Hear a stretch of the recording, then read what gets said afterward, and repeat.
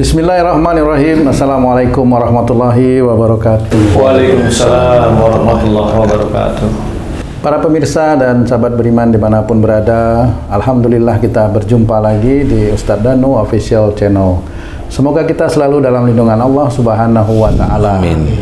Di video kali ini kita akan ngaji lagi bersama guru kita Pak Ustadz Danu yang sudah hadir di sini bersama kami. Assalamualaikum Pak Ustadz. Waalaikumsalam warahmatullahi wabarakatuh. Amin. Assalamualaikum Bang Ji. Waalaikumsalam Pak Tong. Para sahabat beriman dimanapun berada, kali ini kita akan ngaji lagi bersama guru kita dan kita akan membahas satu masalah yang benar-benar eksklusif nih Ji, tentang keluarga. Nah, Pak Ustadz, kebanyakan ya Pak Ustadz, kebanyakan kan kita menginginkan keluarga itu baik-baik saja gitu.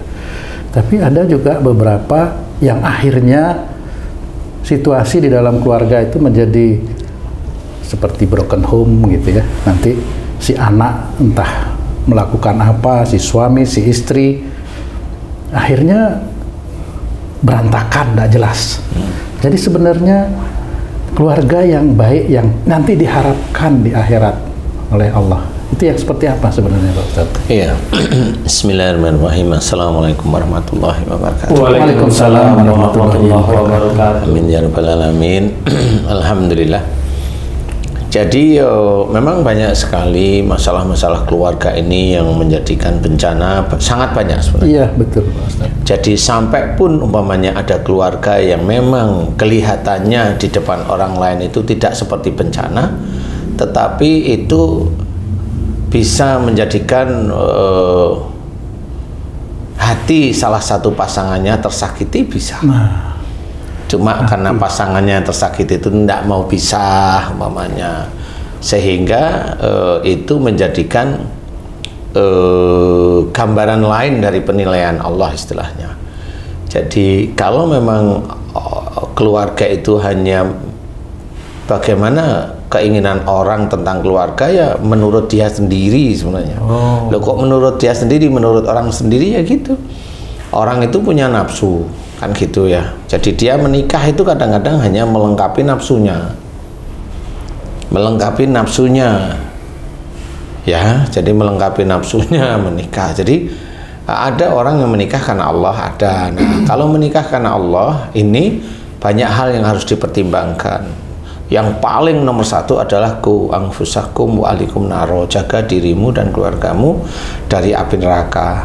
Dari ayat ini di breakdown banyak ayat ya, mulai dari diri kita yang belajar agama, kemudian mengaplikasikan dari pelajaran agama, walaupun kita belum bisa sempurna, tetapi kan kita coba jaga yang baik yang sudah kita kerjakan itu kita jaga dengan istiqomah tersebut. Nah, kalau mamanya itu sudah kemudian harus pada pasangan, kalau kita itu sebagai imam ya pasangan harus kita nasihatin. Nah, dalam memberikan nasihat kepada pasangan bukan pengetahuan agama kita terapkan pada pasangan kita langsung, boleh sebenarnya, tapi dilihat pasangannya itu nurut apa, ngikut apa, bagaimana. Kalau tipikalnya pasangan nurut, kemudian kita ngasih taunya ya nyaman, enak, pasangan kita pasti mau, insya Allah ya, insya Allah mau. Kemudian dari sisi tanggung jawab kita sudah berikan, kemudian mendidik pasangan ya sudah diberikan dengan kalimat-kalimat yang tidak menyakitkan hati, insya Allah pasangan kita mau. Nah, pada saat memberikan keilmuan agama pada pasangan yang tipikal pasangan itu emosional, ya nggak segampang orang yang nurut, biasanya seperti itu. Karena orang itu juga maunya, walaupun dia nikah kelihatannya itu halal, tetapi dalam kehidupan sehari-hari ya bisa sendiri-sendiri, bisa sendiri-sendiri. Sendiri-sendiri gimana? Jadi umpamanya ya suami itu bagaimana ceritanya, istri bagaimana ceritanya. Ketemunya cuma di tempat tidur umpamanya. Oke-nya itu di tempat tidur. Sehari-hari nggak bisa oke. Sehari-hari nggak bisa oke, masalah makanan bisa ribut, masalah keluar dari rumah bisa ribut, masalah anak bisa ribut. Nah itu karena apa? Karena di dalam keluarga tersebut itu tidak menggambarkan ciri Islami kalau menurut saya. walaupun dia kelihatannya agamanya bagus. Iya. Contoh umpamanya seorang laki-laki ya, dia nikahi perempuan, kemudian yang menghandle semua pekerjaan itu perempuannya, laki-lakinya hanya ngikut karena dia tidak punya pekerjaan tetap, akhirnya mengikut pada perempuan. Kalau perempuannya, si istri itu baik sih nggak ada persoalan, tetap hormat pada suami, insya Allah baiklah ya. Tapi kalau mamanya kelihatannya rukun, kelihatannya rukun nih, tetapi anaknya ada sesuatu yang downgrade lah istilahnya. Nah, ini tetap menjadikan bahwa keluarga ini sebenarnya tidak baik-baik aja. Karena kalau dia baik-baik aja, agamanya bagus, kemudian dikerjakan itu setiap saatnya, insya Allah anaknya nggak ada yang downgrade. Insya Allah seperti itu. Nah, kenapa downgrade? Ya, itu menandakan bahwa salah satu dari entah itu si istri atau suaminya pasti ada melakukan suatu kesalahan kepada Allah, khususnya kepada orang tuanya bisa. Kalau downgrade biasanya dengan orang tua. Nah, kasus seperti ini kalau dilihat di dunia kelihatannya nggak apa-apa. Kalau maunya ditanyain, loh ini Allah mau menjadikan anak saya seperti ini. Oh, berarti kamu mau menuduh Allah itu dolim, kan gitu. Allah itu tidak dolim sebenarnya, dan itu adalah perbuatan kamu. Nah, orang yang merasa agamanya lebih, tidak mau dia ngakuin, tidak mau, dia tidak akan mau muhasabah. Taunya dia itu dia besok masuk surga karena ilmu agamanya, ilmu bukan amal dari ilmu yang dia punya.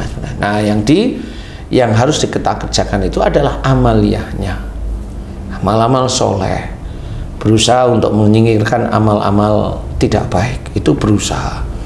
Nah, disinilah kita harus memahami bagaimana hidup berkeluarga itu memang susah untuk mencapai apa yang dianjurkan atau diarahkan atau disunahkan oleh Rasulullah Muhammad SAW. Itu susah. Kayak umpamanya Haji J, ini umpama Haji J tenang, anteng, dengan istrinya anteng-anteng aja.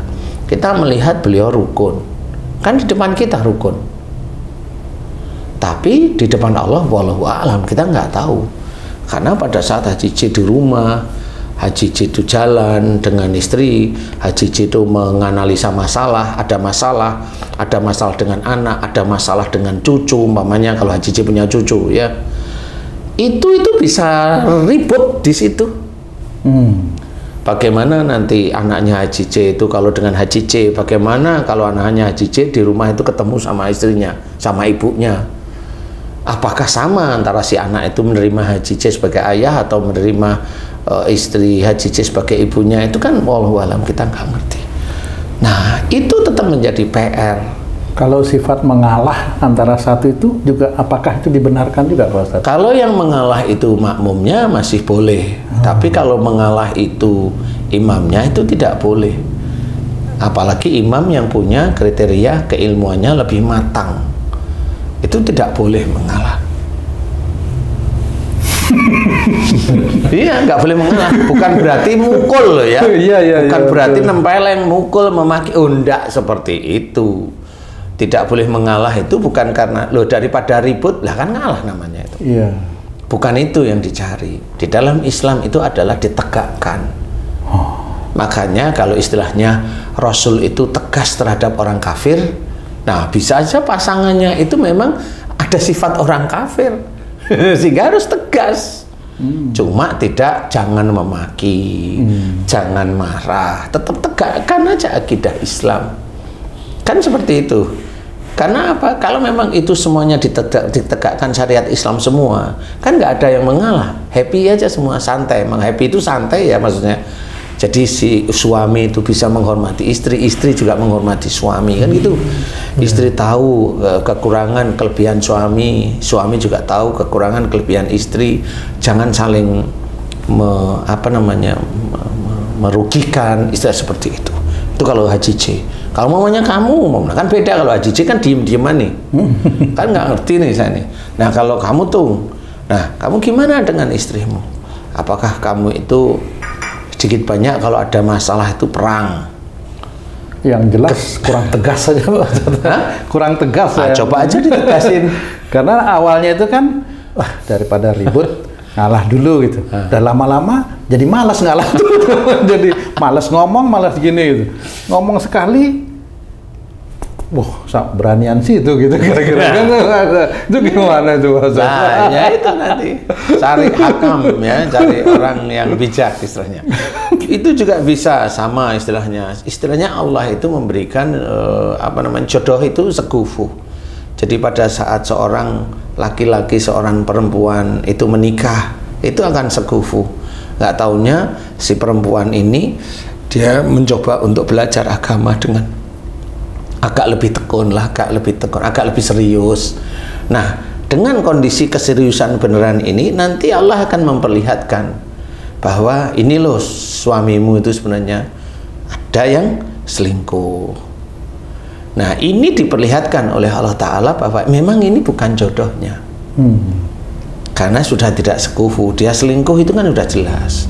Kemudian dia selingkuh, dia ditanyain baik-baik malah nyolot. Istilah bahasa sekarang itu kan nyolot ya. Bahasa sekarang itu nyolot, berani, tidak merasa bersalah dan sebagainya. Nah, itu sudah jelas bahwa itu bukan sekufu. Nah, pada saat dulu menikah ya nafsu lah. Normal aja orang punya nafsu kan gitu. Karena kan kebiasaan sebelum menikah itu semua kan terlihat indah seperti itu Pak. Begitu nyeng itu, mulai itu gimana bisa begitu ya Pak Ustadz itu? Tetap harus introspeksi masing-masing gitu ya Pak Ustadz ya? Sebenarnya harus, istilahnya kayak gitu. Kemudian ada nih perempuan dengan laki-laki yang baru-baru ini muncul tuh, yang artis juga yang gara-gara narkoba perempuannya kan nggak mau sebenarnya. Iya, betul. Kemudian katanya laki-lakinya dituduh terus dengan perempuan. Loh, persoalannya jangan dibolak-balik. Umpamanya itu bagaimana umpamanya? Lah kan karena dia main narkoba perempuannya nggak mau ya gimana nggak dituduh, kan memang main beneran kan gitu. Sudah jelas-jelas umpamanya 2 kali kena, masa ketiga kali, bilang ketiga kali kenapa? Habis saya dituduh, loh kamu marah berarti ya? Tapi kok kamu itu nggak kepada Allah Ta'ala? Nah, itulah orang yang picik, cara berpikir itu seperti itu. Padahal umpamanya dia tahu umpamanya istrinya baik. Kalau memang dia tahu istrinya baik, selesaikan dengan baik-baik. Jangan arogan, jangan merasa benar. Nggak bisa. Nah, itu waktu itu saya mendengar bahwa saya memang salah, saya mengakui, dan ini menjadi pembelajaran saya dan pembelajaran orang baik. Pada saat dia ngomong begitu, saya masih ingat tidak ada raut menyesal gitu. Saya hanya cuma ini orang nggak paham. Tapi ya sudah, akhirnya masuklah yang ketiga kena. Nah, karena apa? Karena dia pada saat tersebut itu dipegang, ditangkap oleh polisi itu merasa nggak salah. Ya begitu itu. Nanti jawabnya beda lagi, loh itu kan tanaman dari Allah, jadi ya kalau saya pakai kan ya nggak apa-apa loh. Persoalan itu racun itu kamu minum aja kalau bisa kan gitu ya. Jadi intinya adalah jangan arogan di dalam mendidik keluarga kita, atau kita sebagai imam itu tidak boleh arogan. Umpamanya kita melihat istri kita mendidik anak kita dengan baik, susah payah mengantar sekolah ya, dengan kesibukan kita, istri itu tidak pernah protes atau minta kita yang ini, tidak pernah dia seperti itu. Kemudian menggunakan uang belanja itu dengan baik. Apa sih yang salah dari istri kita kalau memang seperti itu? Kan nggak ada. Kalau memang nggak ada, hormatilah kan gitu. Tidak ada yang dibikin salah. Dengan istri begitu itu malah suaminya harusnya bersyukur, alhamdulillah saya bisa mendapatkan izin dari Allah, bisa menjadikan suami dari kamu. Alhamdulillah kamu bisa. Ngomonglah bener-bener serius memang kepada harus diberikan istrinya. rewards-nya langsung gitu Pak. Iya. Jangan Jangan kamu itu kok diem. Nyari-nyari namanya. Nyari kesalahan itu bisa. Nyari diem akhirnya. Kamu itu mbok kayak tetangga sebelah itu loh, ngomong bertamu. Lah memang awalnya kamu tahu kenalnya juga diem disuruh ngomong, lah kan nggak bisa. Ya ajari dia ngomong, ya kemana kayak gitu loh. Nontonlah lawak apa itu, nonton lawak. Di mana di TV Trans 7 itu kan ketahuan, bisa nggak dia ketawa kan gitu. Itu kan lawak itu ya. Jadi nggak ada nilai agamanya, ya boleh silahkan, nggak apa-apa sesekali aja, tetapi jangan yang kebablasan. Nah dari titik itu kita harus paham bahwa mendidik keluarga itu harus benar-benar ada dasarnya. Walaupun kita imam, walaupun kita yang mencari rizki atas izin Allah, walaupun kita bisa memberikan rizki kepada istri, pada anak-anak, apakah dengan bisa memberikan rizki ini kita menjadi arogan, menang-menangan, menekan istri, menekan anak, harus begini, harus begini. Harusnya sudah benar begini, tapi bapaknya itu ngajari enggak? Tuh, ngajari enggak? Kan gitu, kalau nyuruhnya ngajarinya dalam benar. pikiran, Nah, tidak action. sama, kan harus ngajari. Gini loh, kan gitu. Iya, betul. Istilahnya itu kalau bapaknya itu ya ahli bela diri itu kan ngajari anaknya ahli belajar bela diri kan diajari. Nanti kalau sudah ini diajari jangan begini mamanya. Kalau mamanya di jalan itu ada yang kurang ajar Pak, mamanya kan gitu. Dipukul boleh nggak? Nanti dulu jangan mukul langsung karena orang-orang sekarang kamera itu banyak kan gitu diajari, sehingga anak itu nggak sembarangan walaupun dia itu ahli bela diri tapi nggak sembarangan mukul. Itu yang mukul. Anak juga harus diajari kalau memang hobinya anak itu diem di kamar, diajari gimana harusnya anak itu nggak diem di kamar. Berarti imam ini harus multi talent. Iya. Awang kamu tuh yang bikin anak sendiri kok kamu itu serahin sama orang lain gimana Pak? Emang ada sesuatu yang belum diajarin ke anaknya dari? Oh banyak. Banyak. Kan ini macam-macam nih. Ada anak waktu kecil, waktu remaja. Ini sekarang kan sudah dewasa. Oh, maksudnya pas dewasa baru bisa ilmu itu diterapkan. Kan sudah akil balik. Iya, karena harus diajak ngomong, bukan ketemu sama anak sama istri kau begitu, enggak bisa seperti itu. Atau langsung ini praktek nggak usah Kan teori. begitu ya, praktek lah. Prakteknya apa? Makan bareng. Kalau makan itu apa adabnya? Kan begitu ada di situ itu. Nah di situ kemudian kalau mau makan bagaimana? Umpamanya di keluarga kamu, umpamanya makan kok sendiri-sendiri. Lu ini di satu rumah kok makan sana pesen sendiri, sana seperti ini pesen sendiri. Lah ini yang namanya keluarga nggak bisa bersatu seperti itu. Kalau kata istri saya Pak Ustadz, ngomongnya apa karena kita sudah terlalu lama berpisah ya gitu. Katanya dia. Berpisah maksudnya apa sih Pak? Kan saya kan enggak selalu terus gini ya. Kan saya kerja di luar kota gitu loh, Ji. Gitu. Jadi alasannya gitu. Saya mikir juga ya bisa aja gitu. Ya kalau saya ya cari aja kambing hitam gitu. Kan saya juga di luar kota sama. Iya benar. Ya itulah. Haji juga di luar kota. Kan beda-beda. Tapi diancam tapi. Beda kecamatan. Kita sama imam nih, tapi beda pemikiran.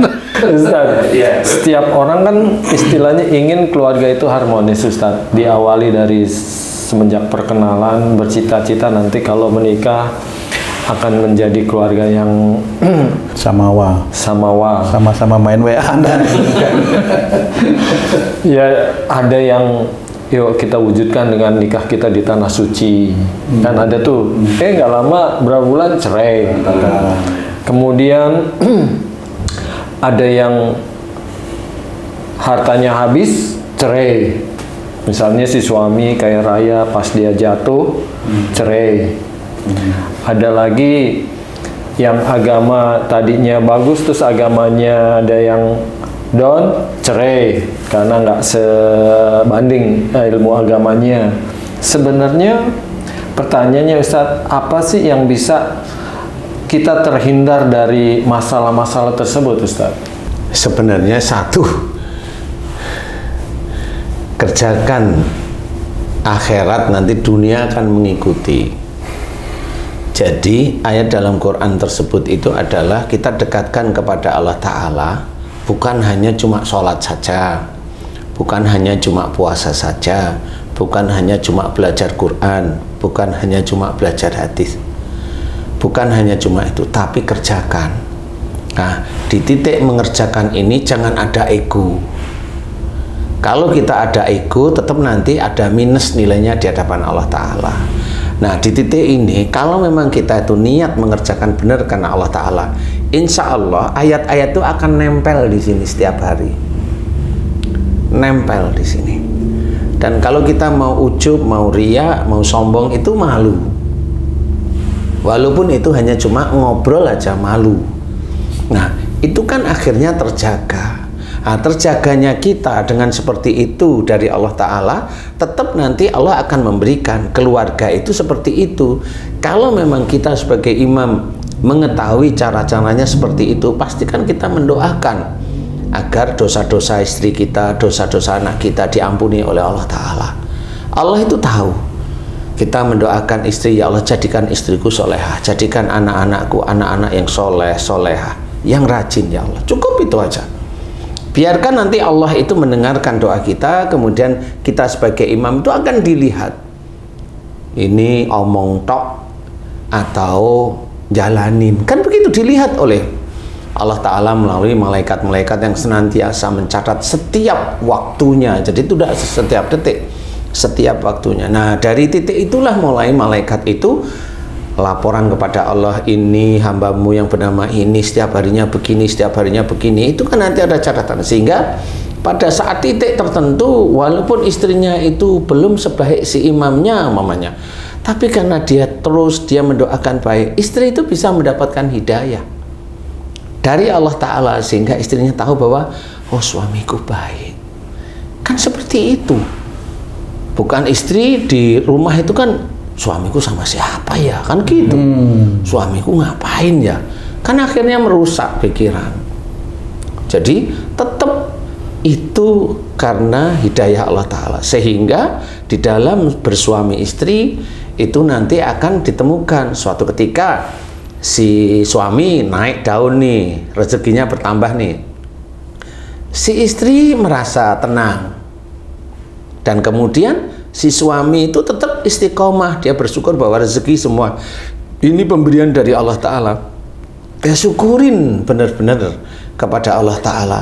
Tapi si istri ini kan belum memahami kalau suaminya bersyukur. Dia juga bersyukur, tapi biasa. Suatu ketika suaminya diturunkan oleh Allah Ta'ala.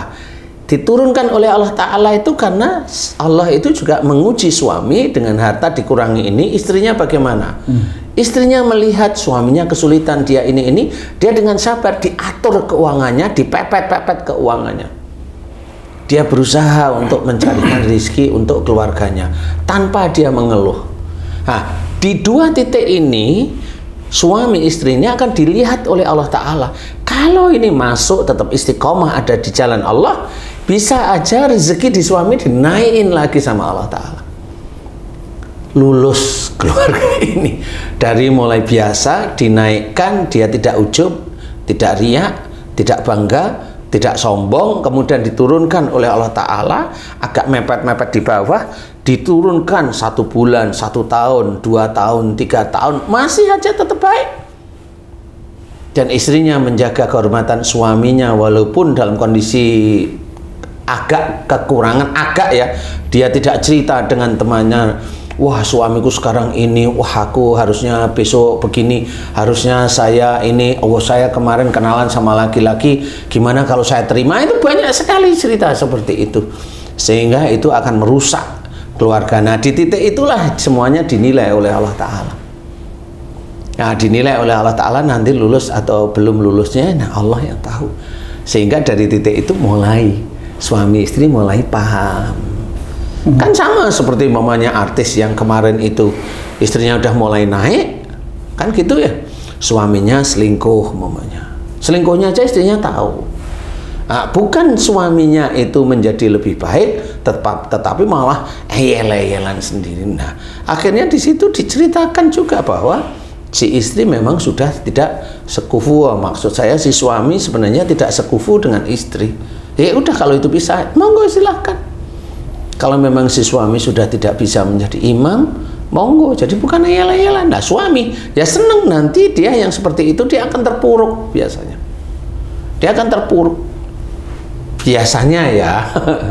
Kemudian ada yang satu lagi istrinya membaik, ininya membaik, narkoba. Iya. Lah itu juga sama, sampai kedua kali, sampai ketiga kali narkoba. Kalau istri mau bisa, mau silahkan, itu yang lebih baik. Ya, itu memperlihatkan bahwa memang itu tidak sekufu. Kenapa? Suami juga nggak paham kalau istrinya itu sayang sama dia, enak aja dia seneng-seneng, ngosongin pikiran apa dan sebagainya. Nah, itu salah siapa? Ya salah milihnya dulu sebenarnya, sehingga itu akan diuji. Jangan merasa kalau mamanya mendapatkan suami seperti itu terus merasa benar. Nanti dulu, belum tentu juga. Karena pada saat seseorang menjalankan, dia melakukan nyunah istilahnya, mengerjakan sunnah-sunnah Rasul semampunya, jangan dengan hasil seperti itu merasa dia sendiri benar. Enggak boleh juga, itu namanya bangga dengan dirinya. Enggak boleh, tetap itu jalankan. Itu sebenarnya ujian yang dimunculkan oleh Allah Ta'ala dari perbuatan orang-orang itu sendiri. Berarti itu musibah itu ya dari situ. Ujian yang diambil, ujian wujudnya musibah yang diambil dari perilakunya. Jadi ujian itu seperti itu. Ada ujian yang diambil dari imannya, ya ada. bukan ujian dari Allah gitu, bukan itu Pak Ustadz? Ujian dari Allah, semua ujian itu pasti dari Allah. Maupun diambil, dilihat dari imannya, itu dari Allah. Maupun diberikan musibah karena perbuatan, ya itu dari Allah, karena Allah mengizinkan. Seperti itu. Jadi ujian itu tetap ada dua, yang diambil dari imannya dan diambil dari kesalahan atau dosa-dosanya. Jadi jangan merasa bagus, kemudian ada ujian yang dari Allah Ta'ala yang bagaimana? Umpamanya dia usahanya itu ya biasa-biasa aja, nggak terlalu kuat, nggak ini rezekinya melimpah, itu dari Allah Ta'ala. Itu bisa aja yang namanya istijraj. Nah, seperti itu. Kelihatan suami istri rukun, itu kan nggak tahu kita itu sebenarnya di dalam keluarganya bagaimana, kan nggak tahu. Kelihatan aja biasanya, kelihatan rukun. Nah, di titik itulah kita harus waspada bahwa jangan merasa hebat dengan keluarga kita, nggak usah. Keluarga ini tetap titipan dari Allah Ta'ala yang harus kita lakukan ujian demi ujian. Kan seperti itu. Ada anak mamanya 2 atau 3. Yang satu anaknya itu pandai, yang satu anaknya itu kurang pandai, bukan bodoh ya, kurang pandai. Nah, biasanya yang sering dipuji-puji itu kan yang pandai. Bener gak sih? Manusiawi. Nah, iya. Nah, itu kalau itu diomongin terus setiap hari, itu kan orang tuanya itu membuli anaknya sebenarnya. Betul. Jadi bulian itu bisa dari keluarga. Sudah sejak dini sudah muncul sejak dini itu sudah dibully itu. Nah, ini yang orang itu tidak pernah tahu. Dan itu dilarang oleh Islam, itu dilarang. Makanya anak itu diporsinya. Yang pandai boleh itu hanya cuma diawasi, yang kurang pandai dididik. Kan begitu. Dan sama-sama sayang. Yang pandai tetap disayang, yang kurang pandai pun disayang. Nggak ada yang kurang. Karena apa? Biasanya anak yang pandai itu biasanya besok itu lupa sama orang tuanya. Apalagi kalau yang sudah dibangga-banggain sama orang tuanya sejak SMP itu, dia tunggu aja nanti kalau dia sudah nikah atau dia sudah kerja, bisa kok dilihat. Tetap akan menguji di dalam keluarga itu. Iya, karena anaknya terlalu dibangga-banggain, padahal pinternya anaknya itu kan titipan dari Allah Ta'ala, menguji orang tuanya. Kan seperti itu sebenarnya. Jadi tidak boleh. Jadi makanya seorang muslim yang belajar taat pada Allah Ta'ala itu rumit. Harus satu persatu, ayat demi ayat kita harus kerjakan. Harus satu persatu hadis di dalam kumpulan hadis sahih itu memang harus kita terapkan.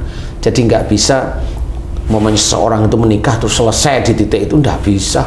Makanya banyak yang kocar kacir itu ya di situ. Selesainya itu bukan karena punya anak atau ndaknya itu Pak Ustadz ya. Iya. Tapi perilaku keseharian ini yang harus itu yang harus dijaga terus menerus ya. Kita sebagai imam ya harus dijaga. Dan itu bisa membuat rezeki naik turun seperti itu Pak Ustadz. Insya Allah salah satunya kan itu. Kalau memang dia ada ujub, riak, sombong, itu nanti kalau dia sudah sombong terus rezekinya itu ngalir terus, itu istidrat.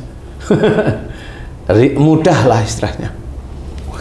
Nah, kalau mamanya dia ya kurang mendapatkan rezeki tapi kelihatannya sholat, oh bukan dari imannya, belum tentu itu dari imannya.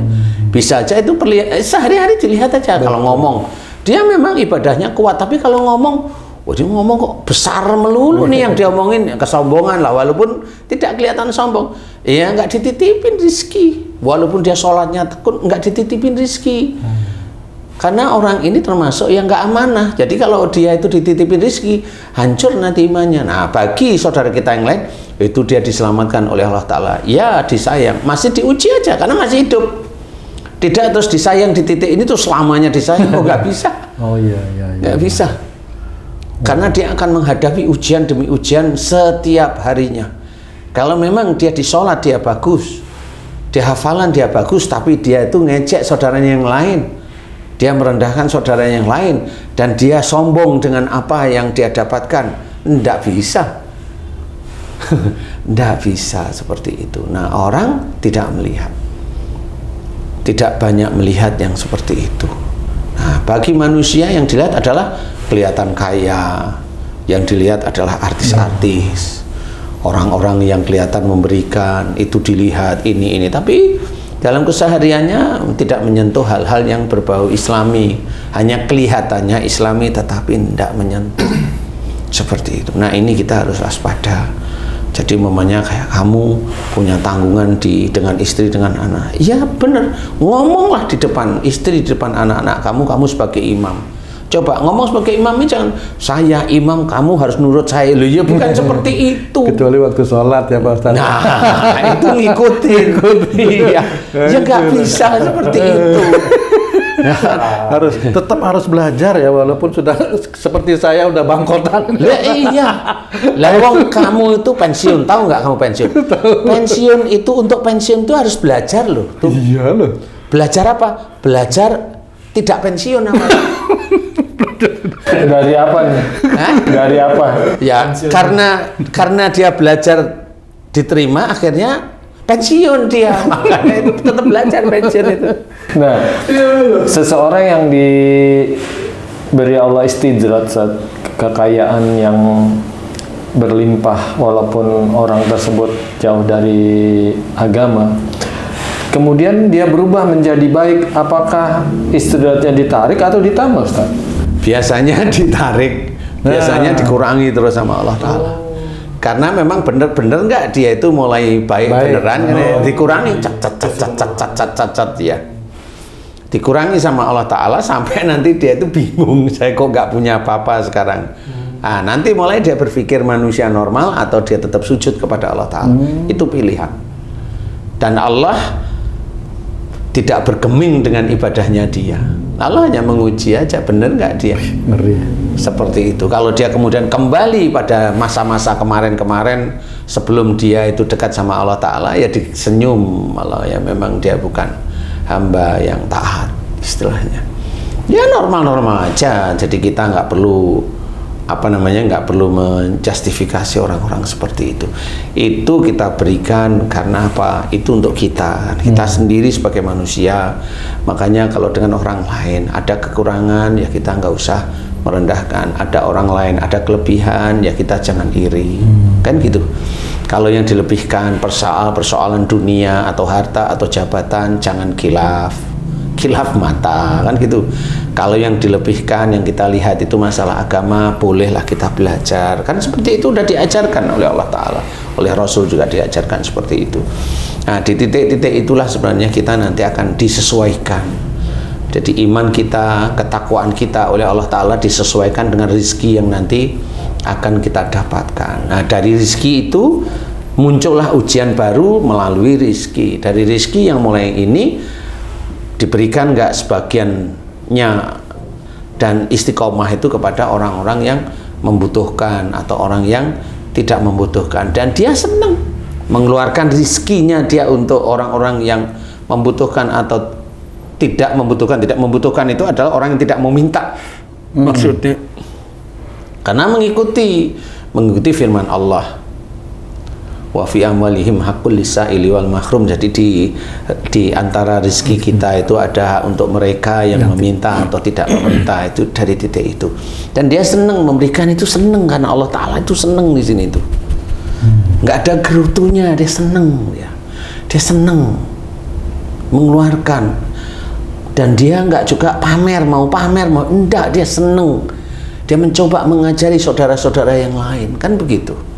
Nah, ini tetap dinilai oleh Allah Ta'ala. Oh, dia senang mengeluarkan, berarti uang yang dikeluarkan sedekah kepada saudaranya, dia senang. Nah, disenengnya inilah sebenarnya keikhlasan. Kan kalau dia itu terus-menerus mengeluarkan uang itu dengan senang hatinya, ikhlas. Nggak cuma mengeluarkan uang 10.000 seneng hatinya, kan gitu ya. Nggak cuma mengeluarkan 100.000 seneng hatinya, diseneng-senengin. Enggak, itu kan kamu paksa seneng. Tapi seneng itu kalau ada orang yang membutuhkan itu seneng dan kelihatan gitu loh. Nah, disitulah dia sudah mulai terikat dengan sedekah-sedekah yang baik, yang lillahi ta'ala. Nah, sedekah-sedekah inilah yang besok rezekinya dia yang akan menemani dia di akhirat kelak. Itu yang dihitung oleh Allah Ta'ala. Bukan yang kita makan habis jadi badan. Kalau kamu makan sehari 5 kali jadi badanmu kayak gitu tuh. Gemuk ya kan gitu, jadi itu aja. Kalau yang ditinggalin manusia, mamanya besok kamu ini uangnya ada, mamanya itu jadi rebutan anak istrimu, kan begitu aja. Siapa yang mau nemenin? Sedekah-sedekah kita yang kita berikan kepada orang lain inilah terus seneng dia mengeluarkan rezeki untuk saudaranya, seneng dia keluarkan. Siapapun seneng, dia ada seneng, rasa seneng. Nah, itu yang sulit. Bukan mau sombongnya. Kalau sombong kan ada sesuatu yang pasti akan diceritakan nantinya. Tapi dia tidak mau. Wah, itu tadi main pinjam uang ya? Enggak, itu kan ringan kan? Enggak, main aja gitu. Padahal ya pinjam uang, tapi dia tetap tutup. Enggak. Dia jaga aib saudaranya itu agar saudaranya itu tidak dinilai buruk oleh saudara yang lain. Dia tetap jaga seperti itu. Enggak. Inilah orang-orang yang disukai oleh Allah Ta'ala. Seperti itu. Nah, kamu juga sama. Nyuruh itu bukan nyuruh ke istri anak aja. Ya kamu disuruh itu ya mau. Itu kan untuk imam gitu Pak Ustadz harusnya. Kalau sebagai makmumnya itu sebenarnya bagaimana dia harus berperilaku gitu Pak Ustadz? Ya berperilaku ya nanti paling tidak nonton YouTube ini dulu lah ya. Karena jadi kalau ini kan yang salah imam terus gitu Pak Ustadz. Sebenarnya bukan salah tuh. Sebenarnya memang kurang. Kayak nanti di akhirat itu, istrinya protes sama Allah, saya nggak pernah diajarin itu sama suaminya. Sebenarnya suaminya nanti ngadunya kemana itu? Lah, memang benar. Lah kalau mama jawab nanti ditanyain, saya sebagai saksi kamu mamanya, itu tung dulu itu ngajarin nggak istrinya? Enggak, gitu aja saya. Oh, berarti mengambil dari nggak ada. Nggak ada di situ ayel-ayelan itu nggak ada, protes itu nggak ada. Namanya saksi di dalam surat Yasin itu diceritain bahwa tangan dan kaki itu menjadi saksi. Nah itu maksudnya Allah itu semua tubuh kita itu saksi sebenarnya. Jadi nggak cuma tangan, nggak cuma kaki, semua tubuh ini saksi. Saksi mendengar, saksi melihat, saksi berpikir, itu kan saksi. Nah inilah sebenarnya nanti saksi untuk temen. Kalau kamu besok untungnya nggak ada, saksinya Haji J. Oh gitu Pak. Ya Haji J itu saksinya ya kamu. Ya kamu sama Haji J ya saksi saya. Nanti tanyain Haji J nggak bisa ditutup-tutupi. Kamu ya nggak bisa nutup-nutupi. Normal aja kamu jawab jujur. Kan gitu. Nah inilah saksi itu seperti itu. Besok di akhir tuh nggak ada yel-yelan. Karena pada saat dihisab itu penilaian hisab dari Allah Ta'ala itu sudah seadil-adilnya. Jadi jangan diharap pengadilan akhirat itu sama seperti pengadilan di dunia. Masih ada pra-peradilan, enggak ada pra-peradilan di sana itu. Tidak ada. Tidak ada. Itu sudah dihisap, sudah dinilai mana baik, mana buruk. Ada klarifikasi. Tidak ada klarifikasi. Nerimanya tinggal seperti itu. Nah, inilah yang harus kita ketahui. Kalau kita memang besok kita itu mau menerima buku amal kita dengan tangan kanan dan berhadapan-hadapan, ya ayo kerjain mulai saat ini.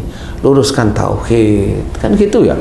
Jangan hanya mendengar sana tung itu jelek terus ikut-ikutan, padahal nggak tahu tung itu jelek apa nggak tahu. Dia hanya mendengar aja.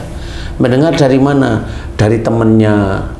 Dari mana? Dari mursyid-mursyidnya, dari guru-gurunya. Memang gurunya nggak pernah dia ngomong dengan kamu, mamanya. Lah itu kan namanya fitnah. Ya kalau sudah fitnah itu emang enak orang memfitnah orang lain? Enggak enak. Orang yang memfitnah orang lain itu amal baiknya orang yang memfitnah itu diberikan kepada yang dia fitnah. Bangkrut dia di sana ya. Bangkrut itu, Ji. Makanya kenapa kita harus belajar, kita itu difitnah, diem aja santai, senyum-senyum aja. Terima aja fitnah itu dengan lapang dada. Karena dengan seperti itu, umpama dia itu punya amal soleh. Lah kalau mamanya dia yang memfitnah kita tidak punya amal soleh karena rusak semua, itu langsung dosa-dosa kita diberikan kepada dia. Tambahin karena. Nah, apa nggak enaknya? Makanya nggak usah klarifikasi. Ngapain klarifikasi? Klarifikasi itu kan biar mukanya tidak tercoreng aja. Itu kan hanya di dunia aja. Nah yang lain-lain enggak. Akhirat yang harus dicari. Rata-rata orang itu dunia seperti itu. Umpamanya ada seorang pendakwah, umpamanya ketahuan sama istrinya, dia punya istri lagi, istrinya minta pisah, ya jujur aja, ya boleh gitu. Kan gak usah ditutup-tutup, emang iya kan gitu.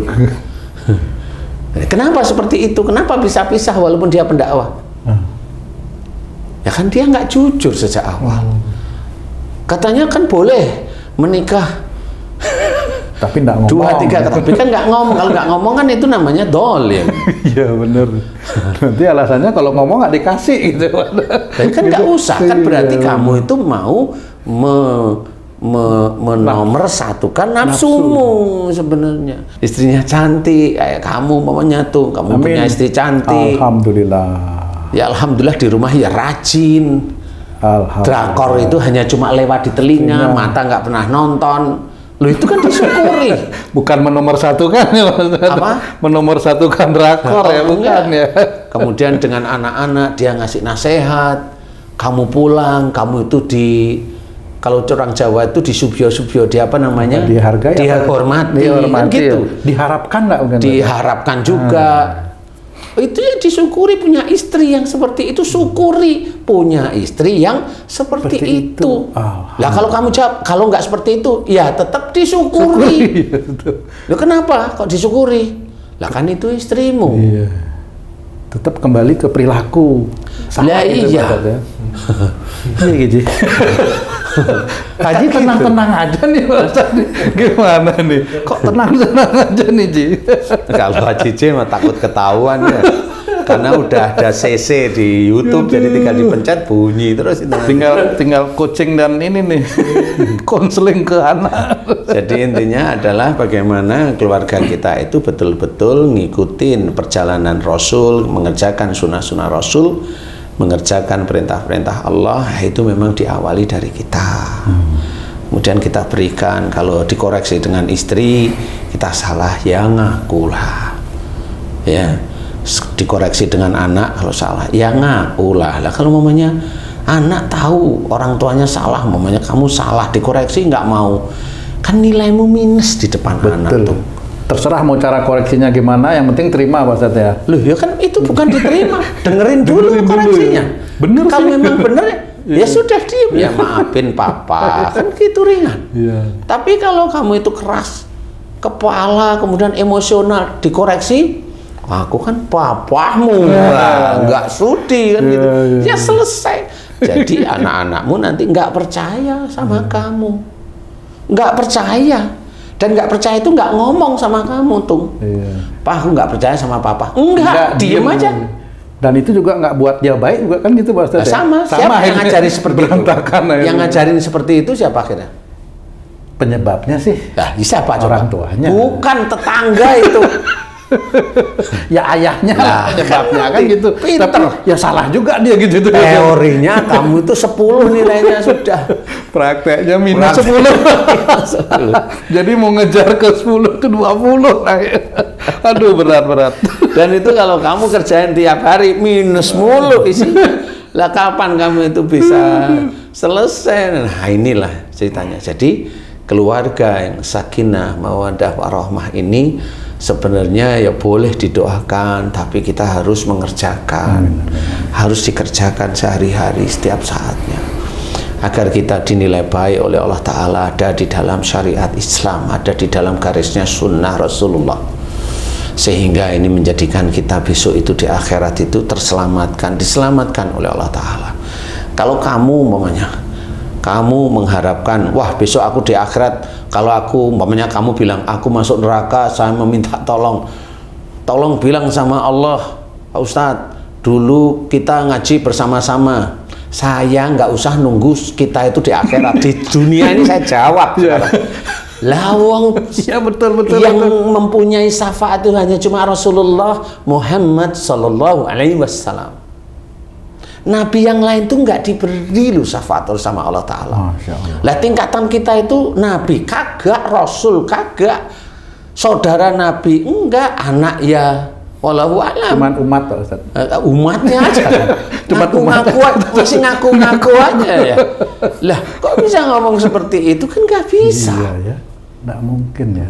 Itulah yang harus kita ketahui, makanya kita belajar beneran, serius, nggak bisa untuk main-main, nggak bisa sebenarnya. Hati-hati, bener-bener nggak bisa. Berubah ya saat ini berubah. Orang meninggal udah susah. Haji C aja pusing aja udah bingung dah. Kemarin saya pusing, pagi ini pusing separuh kepala saya Ustadz. Ya, yuk ikut yuk makan. Makan ayam 3 tadi. Sehat langsung. Saya tanya, gimana kepalanya Ji? Alhamdulillah sembuh. Oh alhamdulillah. Berarti beberapa hari kekurangan daging. Aduh. Ya makanya cuma sop kasih suwiwi sayap gak mau itu. Makanya kurus aja Ci. Ini lama-lama repot ini. Nah begitulah ya. Jadi kita harus memahami patokan-patokan dalam agama kita harus kita kerjakan. Walaupun kita itu istilahnya belum sempurna di hadapan Allah, tetapi kerjakan terus-menerus. Karena apa? Loh ini waktu itu bergulir. Sebentar lagi ini ceritanya. Ini sudah 2024. Itu 1 tahun sudah.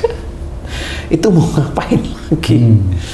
Seperti itu. Nah, harusnya kita harus belajar, cari guru-guru yang baik, guru-guru yang mengajarkan tauhid, bukan guru-guru yang hanya bercanda atau guru-guru yang memprovokasi atau guru-guru yang merasa kelompoknya benar. Enggak usah. Ya, kalau memang itu muslim, dia syahadat, dia saudara kita. Kekurangan dia tidak apa-apa, didoain aja agar dia diampuni oleh Allah Ta'ala, diberi hidayah. Kalau memang dia nggak berubah, biarin itu urusan dia dengan Allah Ta'ala. Cukup.